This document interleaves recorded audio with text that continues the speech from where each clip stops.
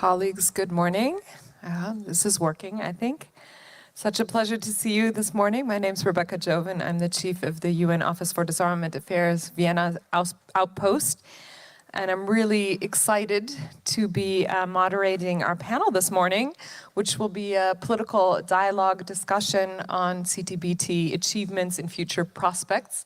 I think we've already had some great insights into those issues earlier this week, and this is really a chance for us to delve a bit deeper with this wonderful panel that we have today, and I'll introduce all of them shortly to you. I'm hoping we'll have an interactive session. I count on all of you to come with your questions, your comments, your interventions for our wonderful panelists, and really use this opportunity to unpack further the role of the CTBT within the multilateral disarmament and non-proliferation architecture and its relevance within the present security and global context. So I don't want to prolong things too much, so I'll jump straight, if you'll permit me, into introducing our panel, and then we'll hear remarks from all of them. And as I said, then I hope we can turn to really having a great interactive dialogue this morning.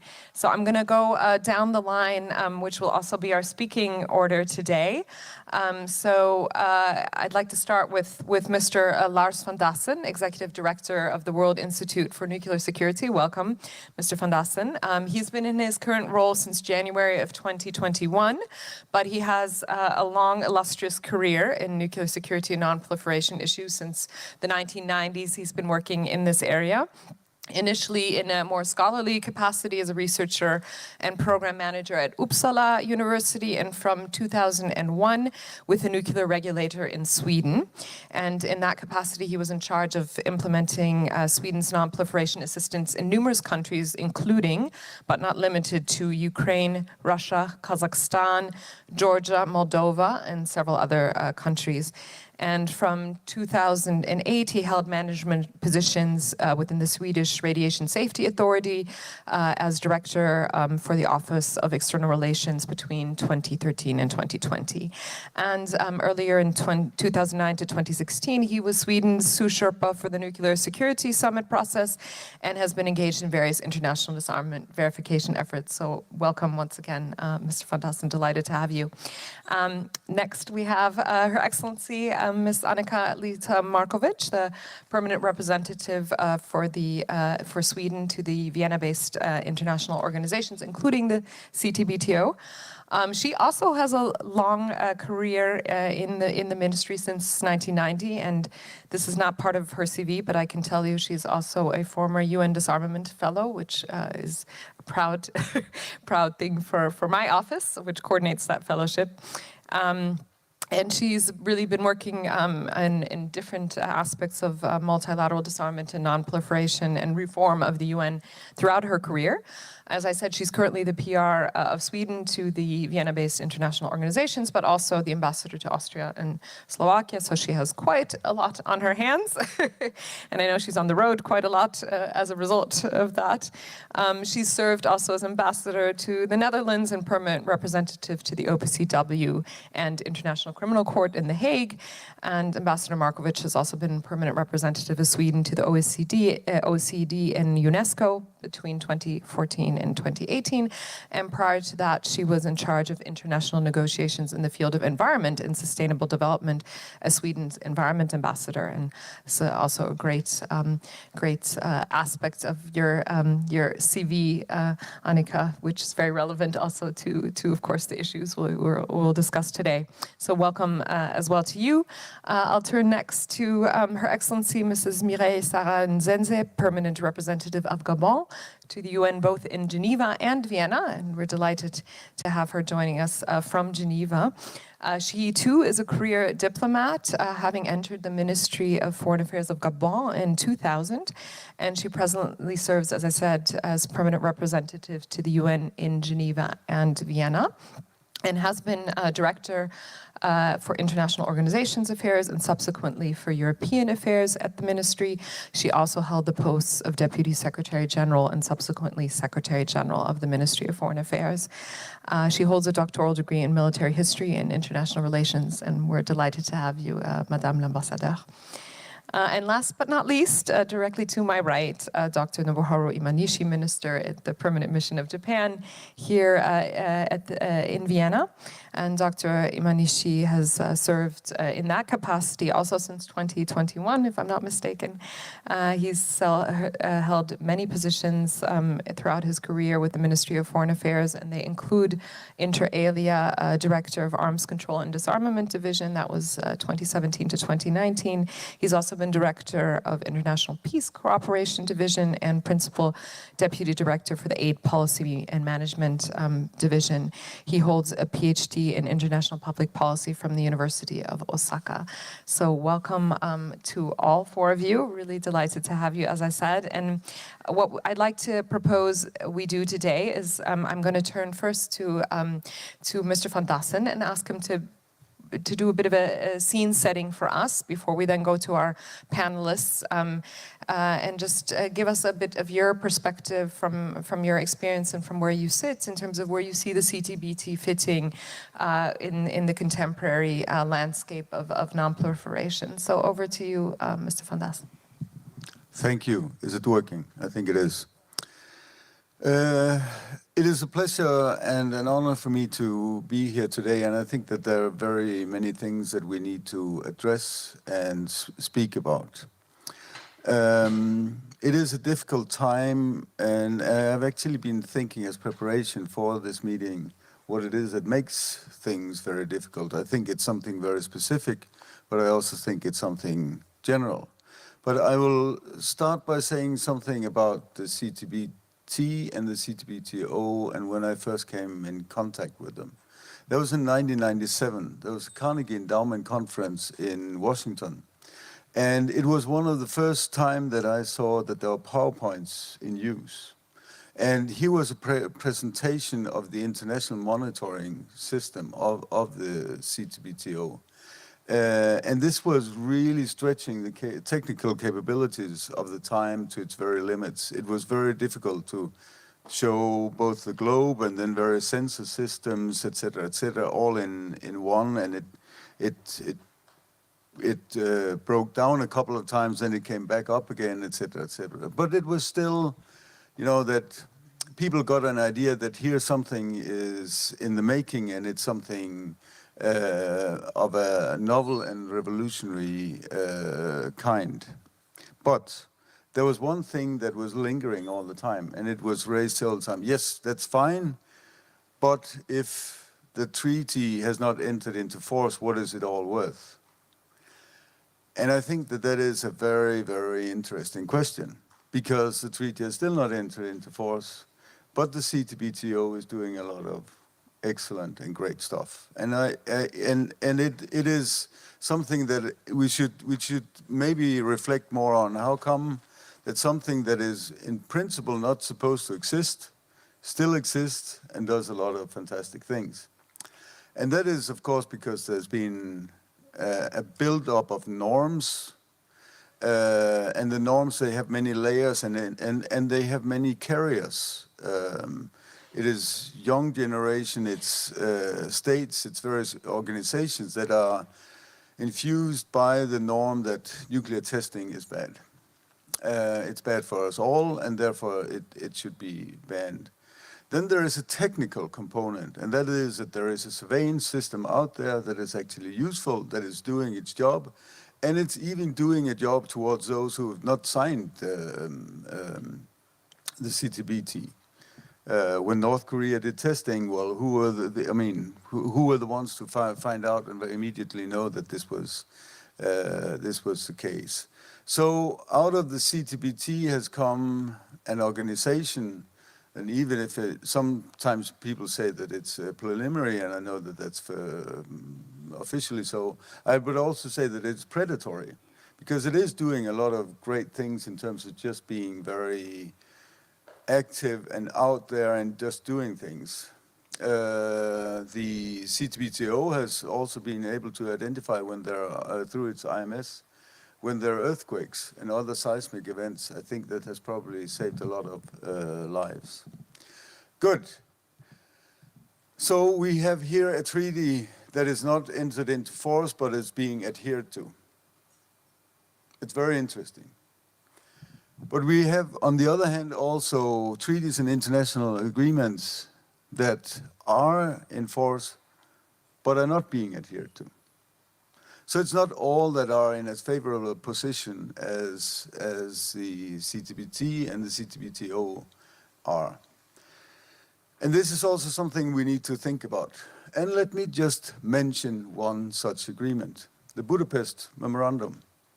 The Budapest Memorandum was an agreement 28 years old the other day, meant to square a very difficult circle.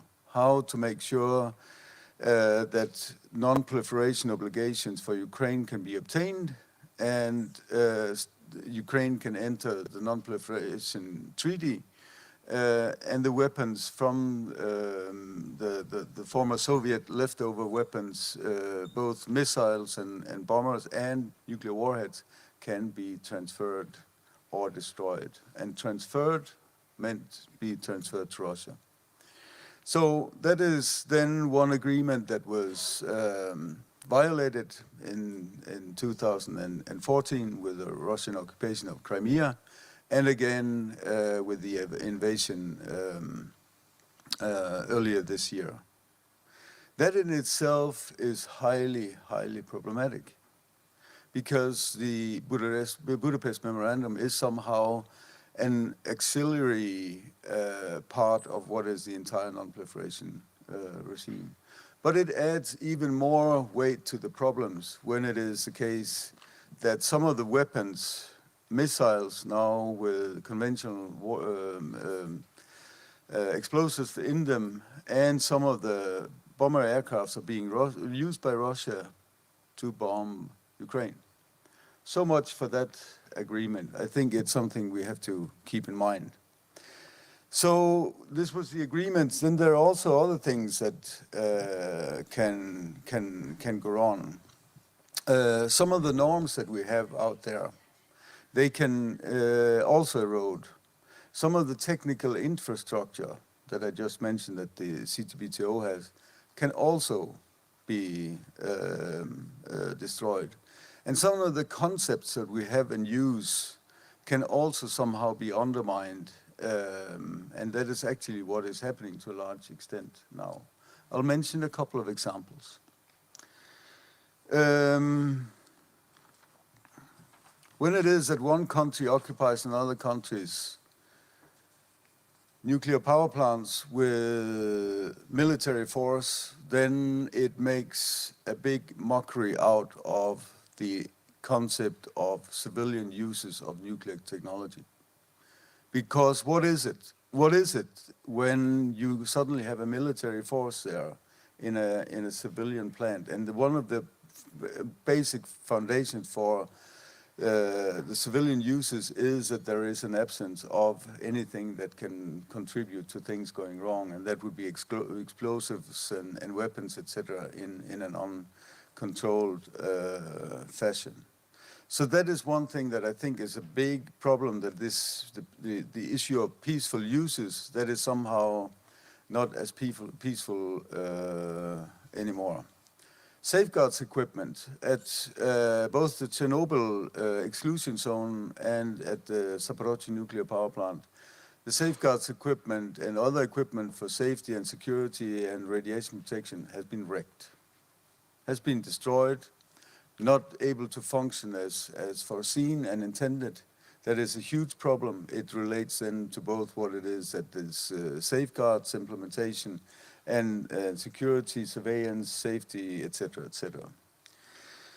Okay, it is also the case that the boundaries are shifting. And let me mention just an example. And I know this very well because at WINS we are collecting testimony from the nuclear industry and nuclear sector in Ukraine. What is it that people have experienced? And there is one experience that I find very harrowing, and I'll mention it.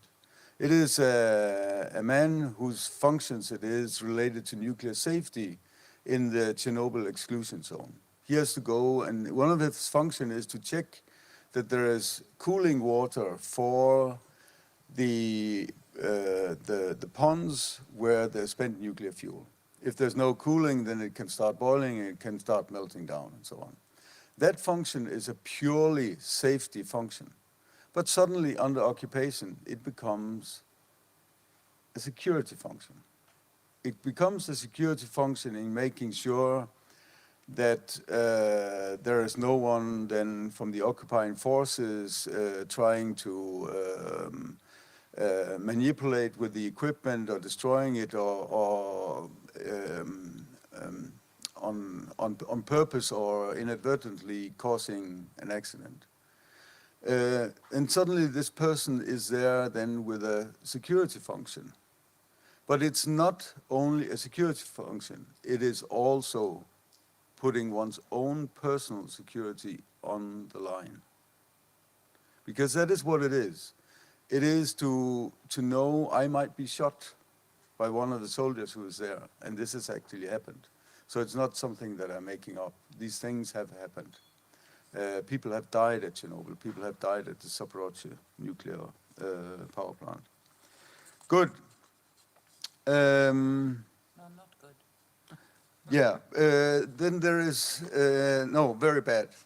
There is an additional issue that is incredibly problematic.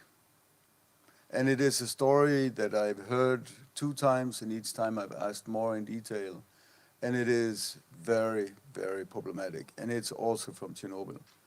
At Chernobyl, there used to be international cooperation for both surveillance of the environment, what is it, the various research projects, et cetera, remedy work at the facility. Lots of international activity among the organizations participating, Russian organizations and personnel and experts. And that was fine early on. But it is not fine that when there is then a Russian occupation, then the same organizations and the same persons who was there as peaceful cooperation partners early on, they come back as occupiers. That is making a mockery of all issues that relate to peaceful nuclear uses of nuclear technology. And this is an issue where I foresee it's going to haunt us, not only in Ukraine, but also in other parts of the world. Because can you really trust it when they say that they are there for peaceful uses, purposes, and cooperation? They might come back again in uniforms and with different purposes. Okay, so then you might say, well, does this have any significance for the CTBT and the CTBTO? Because there's not nuclear safety, nuclear security, these issues, to the extent they exist at the CTBT and the CTBTO, it is in a different manner and with a different purpose. But I would say that it means a lot. Because you have to think what would happen if we would all start exercising the behavior that we're seeing unfolding in Ukraine. If we would all start wrecking each other's nuclear facilities. If we would all break international rules and agreements. If we would all attack each other's nuclear installations and weaponize them. If we would all vandalize the salience of safety, security, good governance, safeguards, radiation protection, then the use of nuclear technologies becomes impossible, and the prospects for disarmament and non-proliferation would maybe cease to exist. I'm very dramatic here, but I think it is a full consequence of thinking through if there is a further catch-on of what is happening in Ukraine or to Ukraine by the Russian occupation forces. Okay, and now comes my final word in this, and that is, I hope that the CTBTO and the CTBT can be the sanctuary for a way forward for the whole world. That it can be the place where civility, pragmatism, norm adherence, and benign interaction can survive and be used to build back elsewhere. And that some of your ways of being and doing will spread. If all domains become more like the CTBTO, then there is a way forward. Because what is it ultimately that the CTBT and the CTBTO are doing? They are means that change something that started as a military activity and ambition into a civilian undertaking of disarming the nuclear bomb. And that is worth building on. Thank you.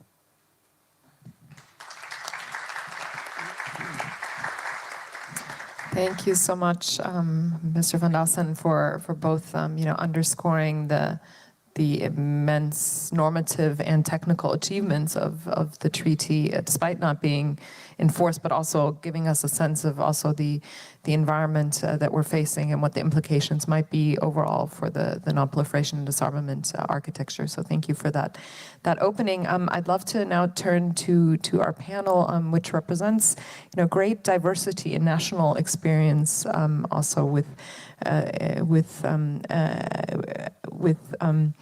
the implementation of different dimensions of the treaty's intentions and commitments. And so I'd like to start with Ambassador Markovic, again looking at Sweden's long-standing history and commitment to non-proliferation and disarmament generally, but also Sweden's kind of unique national experience leading the Stockholm Initiative, also your work on CTBT in support of CTBT verification technology. So I'd love to give the floor to you, Ambassador Markovic, for your remarks. Thanks.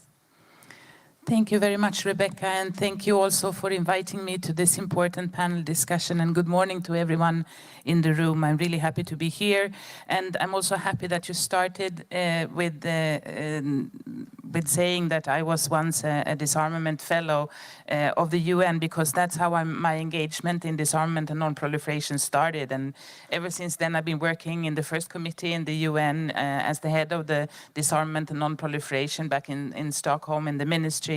And then, as you said, the OPCW, and now here as Perm Rep in Vienna. So if you go through that program, you never know where you would end up. And I'm very happy being here in Vienna. So Sweden has, as you said, a long tradition of robust commitment to disarmament and non-proliferation of nuclear weapons. And maybe that's why you also have two Swedes on this panel. And it doesn't happen very often. But the CTBT plays a very important role in this regard. And this task on disarmament and non-proliferation of nuclear weapons becomes especially pertinent given the current geopolitical climate, which has put the international non-proliferation regime under considerable stress, as we just heard by Mr. Lars van Dassen. And despite the many challenges that are facing the non-proliferation regime, it's important to recognize that the CTBT has in many regards been a tremendous success story. By establishing a powerful norm against nuclear test explosions and setting up this comprehensive and effective global verification system. And we have made great progress towards a world free of nuclear weapons explosions because of the CTBT. And the positive impact of the CTBT becomes quite clear when we look at the trend lines outlining how many nuclear weapon tests have been carried out over the course of the last 75 years. And only one country has tested a nuclear weapon since 2000. And this is, however, one country too many.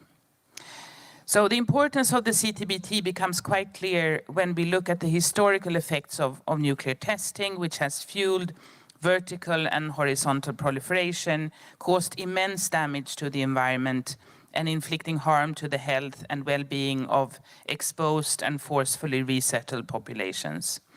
The effectiveness of the verification regime of the CTBT in detecting the nuclear test explosions significantly reduces the ability of non-nuclear weapon states to covertly develop and test nuclear weapons.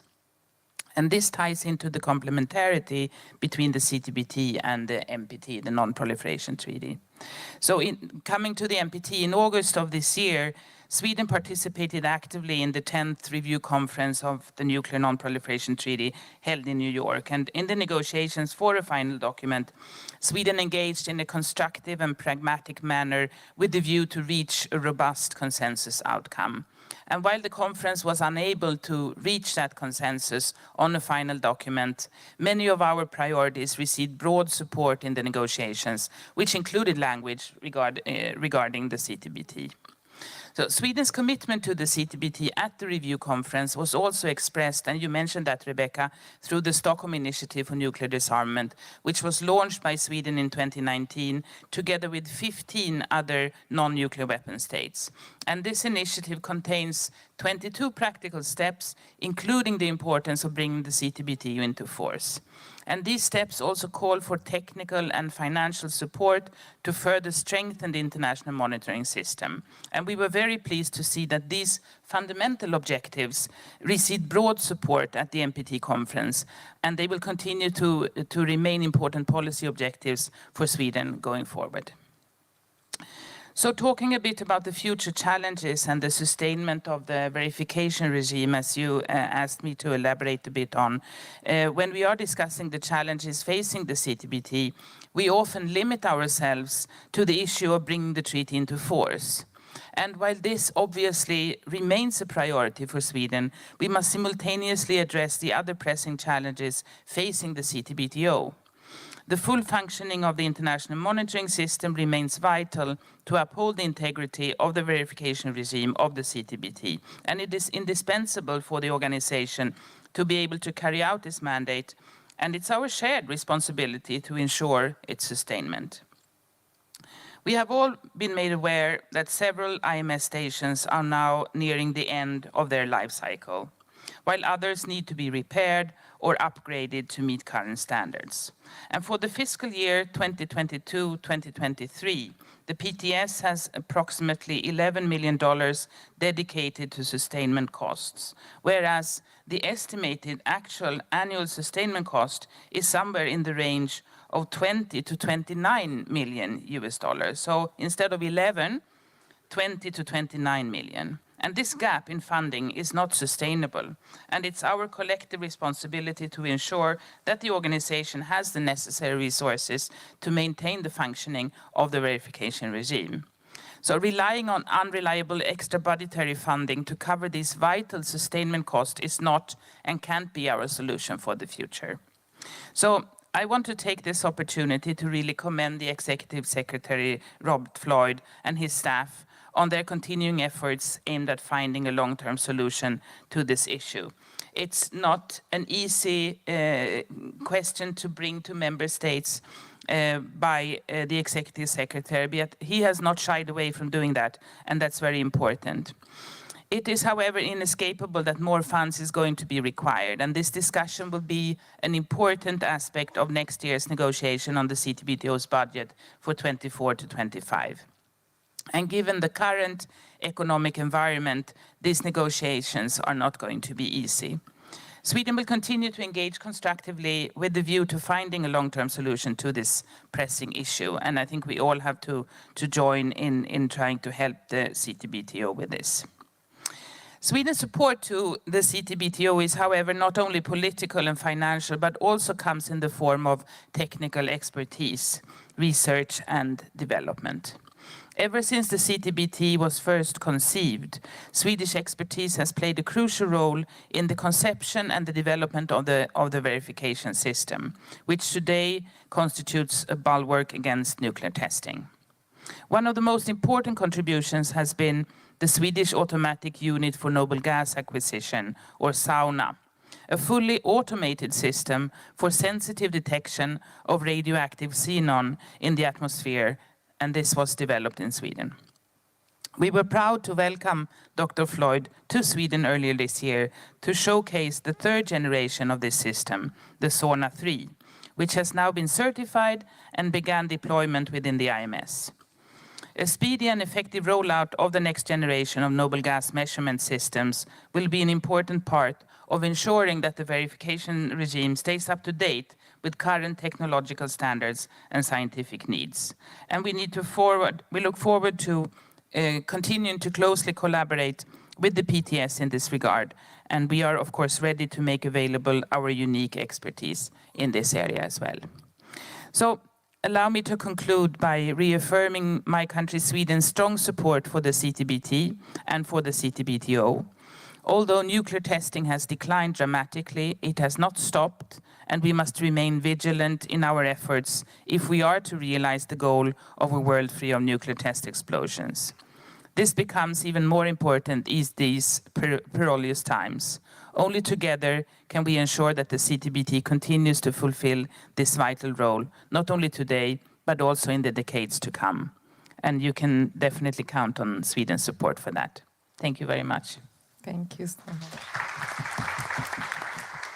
Thank you, Ambassador Markovic, for those comments. And I think you've given us a lot that we can hopefully further unpack also when we get to our discussion portion. I mean, thank you for also mentioning, alongside the momentum we've seen this year with the new ratifications and signatures, which has been really unprecedented, there's also been other moments of reaffirmation of the important role of the treaty. You mentioned the elements in the NPT RevCon document, which unfortunately was not adopted, but still in terms of the substance, really set a strong mark in this regard, but also some of the things you said about the practical implementation of the verification system, also the role of technological innovation and evolution. So hopefully these are things we can come back to. I'd like to turn next to Ambassador Nseze and to hear your perspective, Ambassador, on Gabon's national experience. I mean, Gabon being one of the early signatory states in Africa back in 1996 of the treaty, and of course a non-Annex II ratifying state. So I'm delighted to hear your perspective on your experience and national priorities. Over to you. Vous avez la parole, Madame. You have the floor, Madam. Please go ahead. Thank you very much, moderator, and a good morning to everyone. I would like to first express how pleased I am to be here for the first time. And I'll start by telling you a story. About 21 years ago, I was an internee in the Ministry for Foreign Affairs, and I was entrusted with this particular case of CTBTO. The CTBTO case file, in other words, in the ministry. And so this goes back 21 years. And so I'm extremely pleased, and it's a privilege for me to be with you today. So from the outset, let me just say that this initiative, namely the holding of this symposium, as others have said already, many of us, is taking place, is set in an international context which is being buffeted by a multi-dimensional crisis. It's an economic, a climate, a security, health crisis, and we must act, and we need very strong engagements to be able to respond, firstly, to the very deep-seated aspirations of our respective people, and who are all striving for international peace. And CTBTO fits in this set very well. We're talking about disarmament and peace and international security.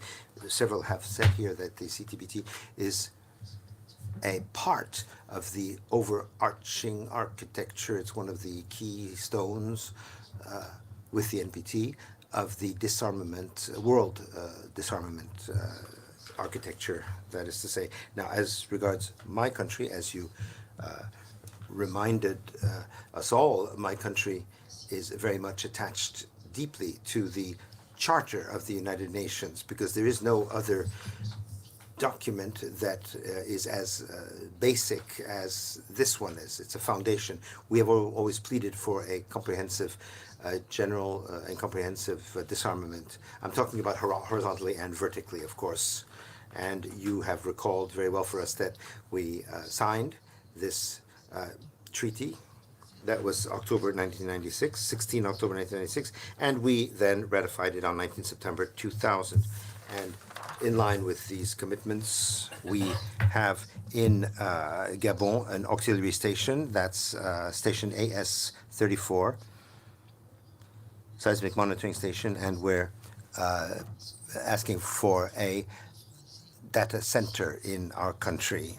And I'm going to paraphrase the former Secretary General Ban Ki-moon, who in one of his statements actually said that even before the entry into force of the Comprehensive Test Ban Treaty, it's already saving lives.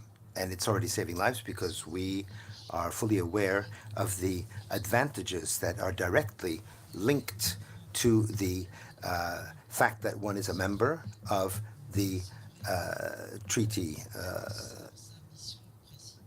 And it is true that its main mission is to detect nuclear explosions, but aside from that, there are other advantages. And I think that during earlier statements, many have recalled this. Sharing of data, for example, that's one.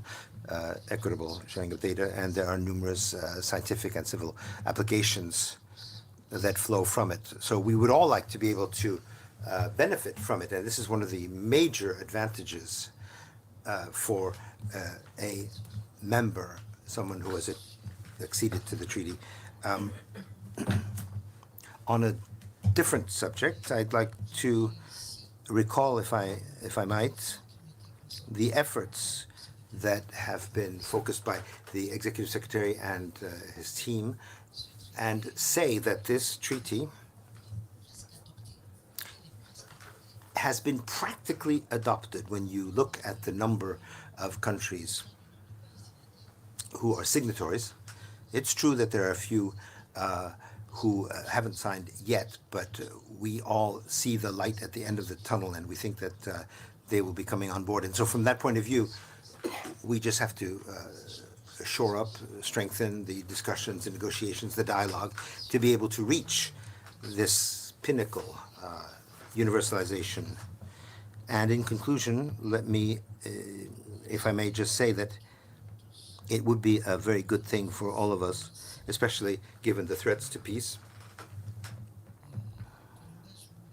that the commitment of the international community, which was clearly seen on 10 September 1996 through the adoption of Resolution 50/245 by the General Assembly of the Comprehensive Test Ban Treaty, that it should be expanded, extended in terms of universalization, because we believe, and we're actually convinced, that any collective approach that we will be able to will support nuclear disarmament and the non-proliferation of nuclear weapons in all of its aspects. So I recall that my country is firmly committed to this process. Thank you very much. Merci, Madame Tescourt, et vous avez parlé. Thank you very much. You have touched upon a number of aspects that I think are extremely important for our discussion. Ability of the CTBT to address the multifaceted challenges that we face. So not just in the security domain, but you mentioned climate, you mentioned environmental aspects, humanitarian aspects, and this is really a unique characteristic, I think, of this particular treaty and the potential that it shows, and also what you were saying about keeping the momentum forward through dialogue and exchange, like the ones we are having here this week. So thank you for sharing that experience. I'd like to turn last but not least to Dr. Imanishi. And I know, again, Japan's experience has been, again, quite unique. I mean, first of all, as an Annex II ratifying state, but also as one of the initiators of the group of friends for CTBT, and one of the driving forces behind that process. We appreciate your reflections and your comments, Dr. Manishi. Please, I'll give this to you. Thank you very much, Rebecca, for kind words. Good morning to you, distinguished colleagues and speakers of the panel. Let me also first of all thank the PTS, the Secretariat, for the dedicated work in holding this very important Symposium, Science and Diplomacy Symposium this year. It is my great pleasure to be part of this opportunity to renew our knowledge and insights, I would say, with respect to so many aspects of the CTBT, which started on Tuesday, very wonderful discussion on many parts of the treaty. I think it is very important for us to today collectively discuss on what we have achieved already and what is ahead of us in terms of future prospects on this treaty, and very important element of disarmament and non-proliferation regime. I would begin by touching upon why CTBT matters to Japan, my country, why Japan is committed to the CTBT. I would say there are a number of reasons for us to be very serious about this regime, but I would say 3 points. First, Japan believes CTBT makes up one of the key tools to lead us towards a world without nuclear weapons. The only country, as you know, having suffered from atomic bombs during wartime, Japan attaches great importance of the CTBT as sort of a normative framework of the nuclear disarmament and the non-proliferation regime, along together with NPT, which is another, of course, very key important regime. Second, on scientific or technological note, Japan is a country prone to natural disasters, I would say, such as earthquakes, volcanic eruptions, and typhoons, very high frequency, which has prompted Japan, our country, to advance observation technology, especially detecting seismic waves. We have in Japan our own dense seismic observation network, as many as 280 stations in the country. So we have good reasons to contribute to the treaty on technical terms. Third, we are located in a region with very severe environment in terms of national security in East Asia. Military buildups in many neighboring countries, and of course North Korea, the only country in the world which has performed full-scale explosive nuclear tests in the 21st century, as you know. Another nuclear test, of course, by North Korea should never be tolerated in our perspective, and the international community should be united against such an act. So we are in a position to be vigilant against the threat of nuclear testing as an actual practical matter.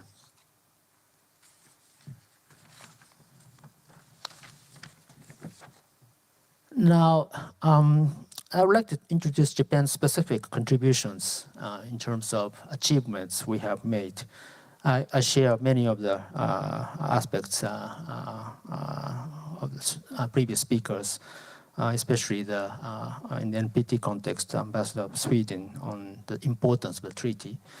And of course, sharing the views of many speakers on the political achievement, what we have already in terms of not legally, but enhancing the norms against nuclear testing.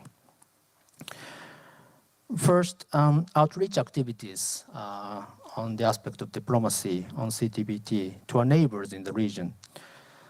It is not regularly held, but when I was a director for CTBT and NPT back in 2017, we hosted in Tokyo, gathering our regional partners, mostly foreign affairs officials, a regional conference in SIP, what we call states in Southeast Asia, the Pacific, and the Far East, on the Comprehensive Nuclear Test Ban Treaty, where we sort of discussed how we can build up our momentum towards our entry into force. Having 21 countries, including Annex II countries like Pakistan, and also non-Annex II countries, then, I mean, not them, but non-signatories like Tonga and Papua New Guinea in Pacific region. In the conference, participants shared each country's efforts and lessons learned to ratify the treaty and the contribution to facilitating the entry into force of the treaty. That's number one. And secondly, this is more on the technical note. We regularly, almost annually, hold the sort of a training course for more technical persons, gathering many countries in the world, not necessarily in a region, but focusing rather on Annex II countries and non-signatories, very key countries to have the entry into force. Of course, they are not diplomats, but they are coming from national relevant institutions like seismological ministries and so forth. And it was, to me, amazing that we began this course actually in 1995, even before the treaty was open for signature. We started to have the what we call global seismological observation training course organized by Japan International Cooperation Agency to develop human resources who can play important role in acquiring seismic observation technique. We have not been able to convene this because of the pandemic for the last few years, but the last one in 2020, we invited to Japan various country officials and relevant institutions like Egypt, Iran, India, Pakistan, and other non-signatories from all over the world, who are not necessarily, of course, have the role of diplomatic and political things, but having them to acquire opportunity to have the importance of technical benefit of the treaty and so forth. And last but not the least, the Friends meeting of the CTBT, which we have been very proud of being one of the originator to build up momentum in early entry into force of the treaty. And the meeting was started actually in 2002, almost more than 20 years ago, by Japan and Australia and Netherlands, the core groups. Later on, we have other European countries like Germany, Finland, and even Canada, having 6 of us being core groups at the moment. Sort of a key factor in the ratification of the treaty.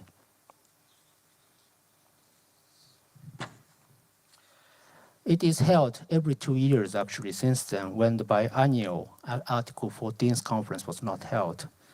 So for this year, the first time that we are able to hold this usually held at the ministerial level meeting at a higher level participants, including my Prime Minister of Japan, and also other heads of government, Finnish president and also president of Comoros, and State Secretary of Vatican, and Prime Minister of New Zealand, and other foreign ministerial level and high officials, September this year. To be frank, of course, it's not very easy for us to prepare for such a high-level meeting in only 1 month after my Prime Minister announced in NPT review conference in August, which will be held at a higher level. And of course, it was a challenge, as always, the pandemic, that UN headquarters refused to us to provide a meeting place in New York. So we had to prepare for the meeting room on our own. But it turned out to be a very success, having almost 60 countries participated in the meeting, having 87 states being able to associate with a joint statement, reflecting the growing number of countries who recognize the importance of the treaty. So, we have already achieved many things. I like the expression by Executive Secretary Dr. Robert Freud, CTBT has been already a success, which is very, I like the phrase. But we have, of course, ahead of us the challenges, having not easy reasons for entry into force of the treaty. Each country, 8 remaining Annex II countries have their own reasons not to be able to associate themselves to the importance. But that said, I think there is a hope that when we go proceed, having more, let's say, non-Annex II countries being increased as signatories and ratifiers, there would be a political pressure against remaining 8 states in the Annex II countries. That cannot be ignored, I would say, and increasing the momentum on banning another nuclear test in every corner of the world. On the other hand, I would say there is another hope that technological advancement of many observation technology, including seismic waves and so forth, are very beneficial towards every ratifier and signatories, having given them already techniques to have the observation technology, not just the nuclear test, but for other civilian purposes, including natural disaster. So that's another side effect, of course, benefit for having a member of the treaty. I will stop here and happy to come back to any issues as we discuss further. Thank you very much.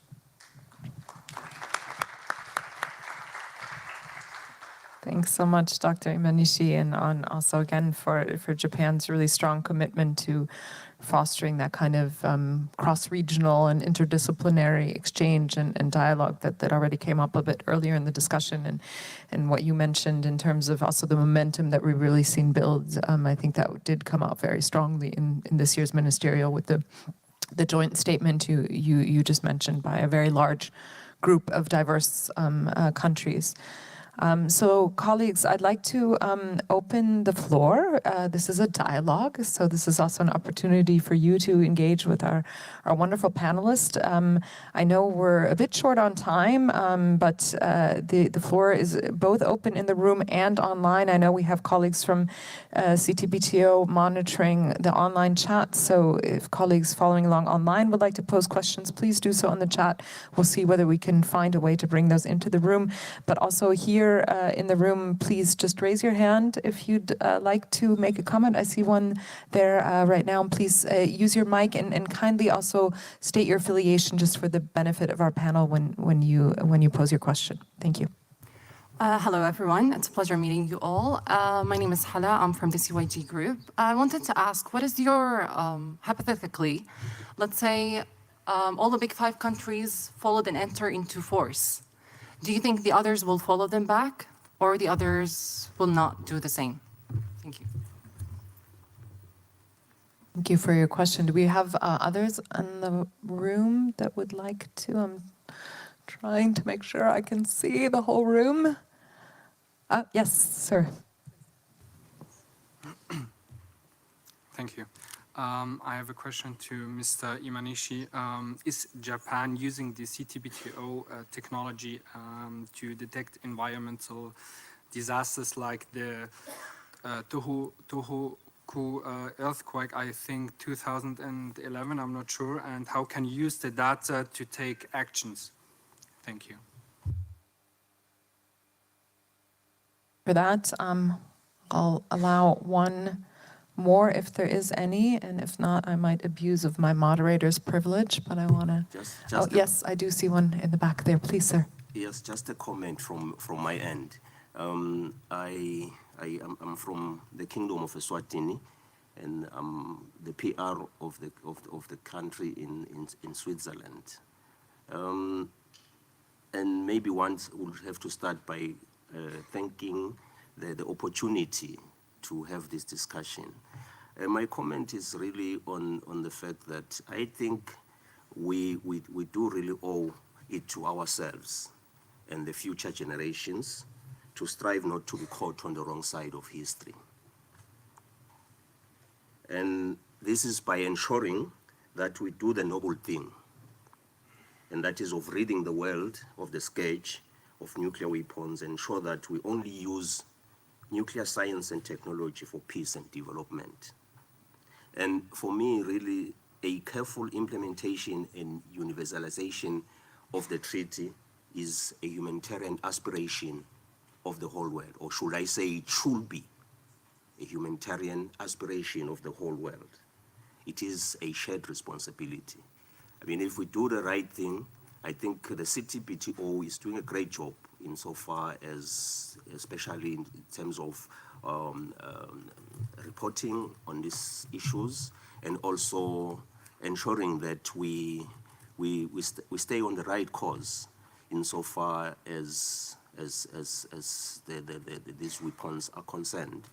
And if you think back and also refer to, I think the first two panelists indicated to this fact that the CTBT, even before it comes into force, we have seen some level of implementation and compliance with it. And I think we need to do more and also ensure that we have everybody on board, even those who still maybe are second guessing. I don't think the world needs nuclear weapons. Thank you. Thank you so much, colleagues, for your questions and also calls to action. I'll let the panel perhaps respond. I think the first question was perhaps a more general one to any and all of our panelists. The second one on the environmental disaster benefits of the technical dimensions of the monitoring and verification system. Perhaps we'll start with you then, Dr. Imanishi, on that. And if you'd like to take the other question as well, and we'll go down the line. So. Thank you for the questions. Very excellent. I think it's fair to say that CTBT consists of both political and technical aspects. Having already functioning IMS in general, I think it's already functioning in every part of the world, including Japan. And I like the questions posed to me directly, the experience of the year 2011, where we had a very severe earthquake, never happened in the 20th century and before. We already, of course, have functioned many stations at the time, but I would say in terms of radiological materials, I think it was a little bit unfortunate for us to catch up with many accidents that we have experienced. But that said, I think we have already functioned many seismic waves already being observed. So I would say we have provided data towards international community at the time, not necessarily connected to IMS of the CTBT itself, but we were able to provide environment observation data in terms of both radiological materials, nuclear, and also the seismic data. That's one thing. When it comes to, of course, I like the questions posed to every one of us. I think the very first questioner's hypothetical question. Of course, I was not very optimistic about many nuclear weapon states and also the nuclear armed states in the region. I would say there are three, of course, regions, hotspots, I would say. First, in Southeast Asia, India and Pakistan, of course, having already problem with each other. There are very difficult issues in between us. And also the second being the Middle East, of course, it's not only Israel and Iran, but Egypt as well, having been very careful about each other's move in terms of CTBT. And the third being, of course, the biggest problem, I would say, in between the US and China, of course, having looked at each other's behavior, already signed, but, very careful about how we move on in terms of CTBT. So there are a number of issues, being reflected to each other. So I'm not very optimistic about each other's relations, but I hope that there will be especially a positive dialogue between US and China in terms of nuclear arms control, and we always encourage them to do this, given the fact that it's sort of going to be a challenge for international community to tackle with nuclear arms control in general. Thank you very much.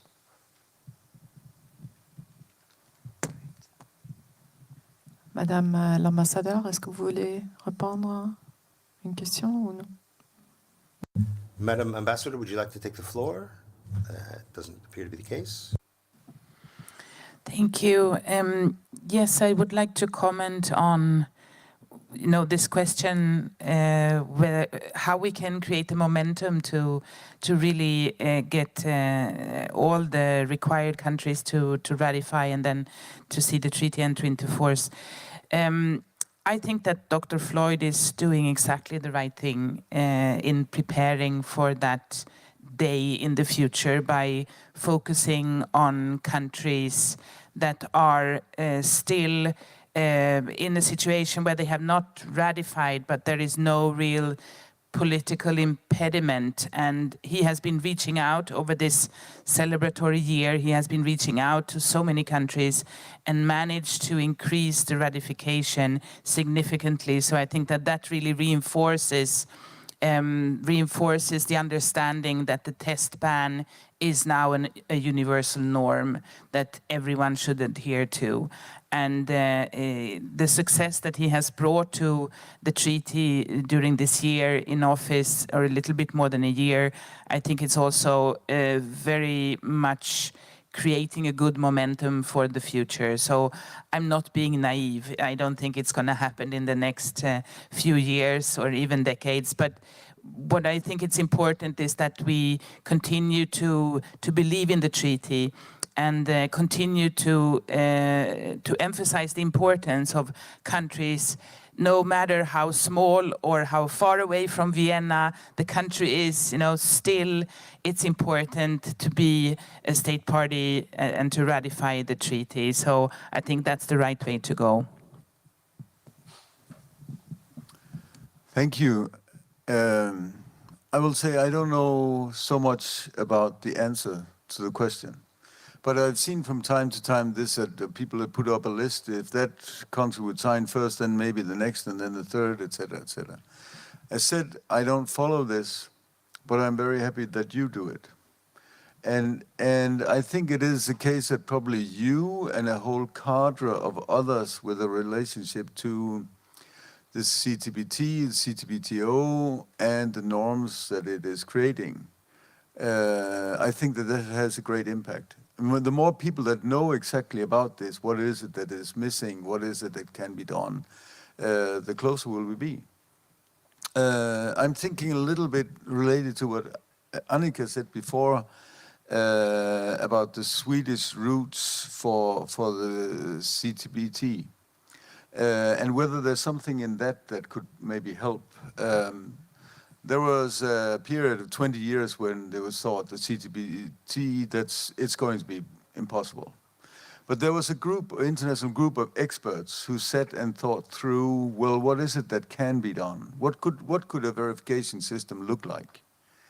And then so that when the fine day came and the negotiations started, then that part was actually already worked out. Well, what could the system look like?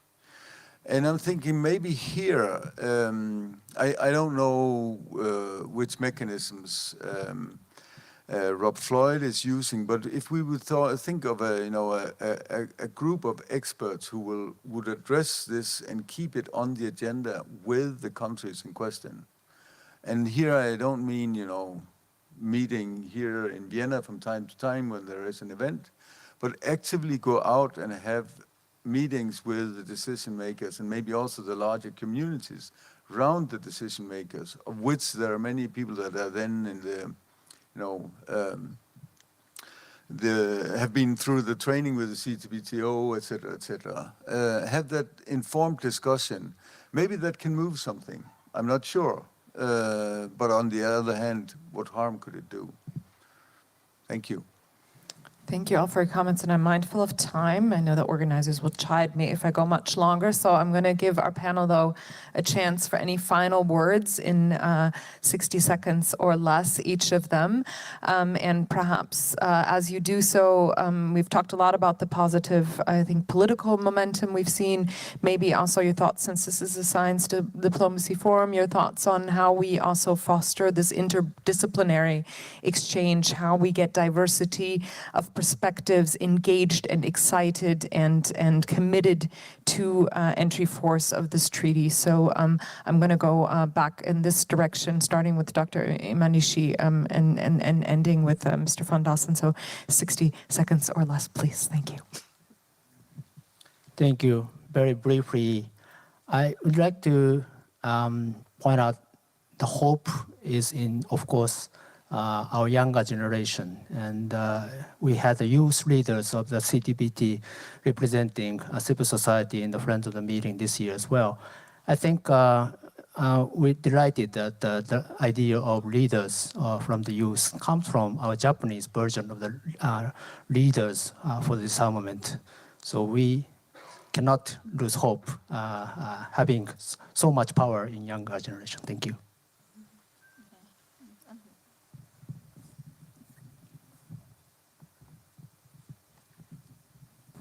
Merci, Madame la modératrice. Thank you very much, Madam Moderator. Well, from the point of view of the panel, I have to say that I am optimistic. I think we will reach our goal because there are no alternatives. What we need to do is to guarantee that there's a safe world, because those who have nuclear weapons are endangering their own country. It's a deterrent weapon, to be sure, and I'd like to express the hope that it will never again be used, because we have an example during the end of World War II, the devastating effects we still have in mind, in our minds, and so I'd like to support the initiative that was just suggested by my colleague on the far right of the panel, who talked about setting up a group of experts that could support the work of the executive secretary in order to bring the countries, in particular the Annex II countries, to a point where they can sign, and for those who have signed but not yet ratified, that they should ratify as well. As you all know, on the African continent, we have the Pelindaba Treaty, which covers the African continent and makes the African continent a nuclear-free zone. And I would make an appeal to everyone to follow our example. Thank you. I would start by agreeing with the ambassador from Gabon. We need to remain optimistic, and we also need to have the long-term perspective. When you work with disarmament and non-proliferation, you will not see results overnight, and you have to be persistent, and you have to have a lot of patience, and sometimes you need to realize that the result of the process is actually the process in itself. And even how boring that may sound, just meeting like this, discussing, having the opportunity to share experiences, it will eventually bring us forward. So a lot of patience, a lot of trust in the younger generation, that they will also engage and make progress and take over once we who are now engaged, we leave the baton to them. So again, patience and remain optimistic. That would be my end recommendation. Yes, I agree on the optimism. I would also say that sometimes unexpected things happen. And it's important to capitalize on them when they happen. It's also important to think about them when they have happened. One of them is, I can't remember exactly when it was, mid-1990s, France joined the Non-Proliferation Treaty. And it had been for a long time a policy, France is not joining the Non-Proliferation Treaty, but will do and act as if it is party of the Non-Proliferation Treaty. But suddenly it joined. A lot of it has to do with, well, it's inside the treaty format that you have all the discussions. So there's some things that suddenly there is a shift. And of course, this is great. We're trying to create the universalization for the CTBT. And then the remaining holdouts say, well, it'll be a group that is smaller and smaller, and also then outside of the discussion.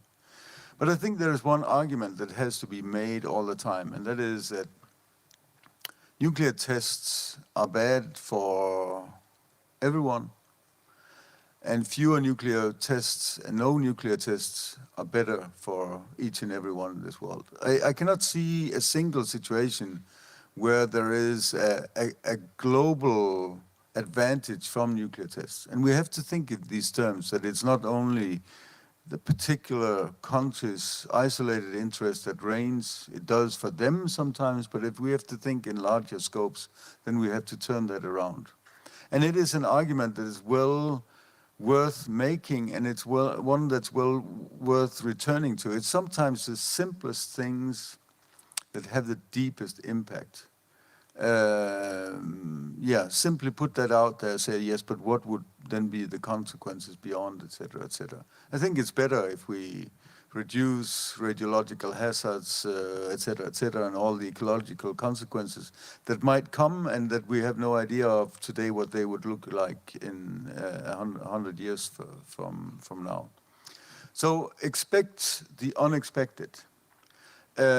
Use a simple, convincing arguments, but also know that after the 10 times that are now, there comes a release. And that release is a golden opportunity, like the mid-1990s for the chemical weapons conventions, the CTBT, et cetera, all these treaties and the disarmament treaties for strategic nuclear weapons and intermediate nuclear weapons, it all came in a window that suddenly opened. And that's going to happen again. History shows it, that tensions build up, but then there's also release. Just be ready for that and things will improve. Thank you. Thank you, colleagues. Thank you. And I'm really glad we've ended also on a note of optimism. I think we've achieved the objective of this panel also to look back and reflect on what's happened, but also look forward. And I really appreciate the perspectives all of our panelists have shared in that regard. And I can tell you and assure you that also my office, we share that sense of optimism and that commitment to continue to reinforce the message of the critical importance of this treaty within the broader architecture for non-proliferation and disarmament and the path towards complete and general disarmament. So I want to ask you all please to join me in thanking our panel with a round of applause, and then I believe you've all deserved a coffee break.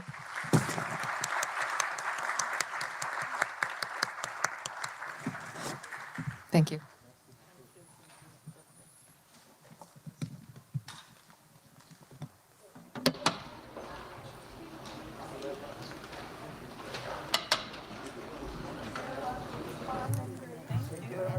We have a little announcement for the funded participants.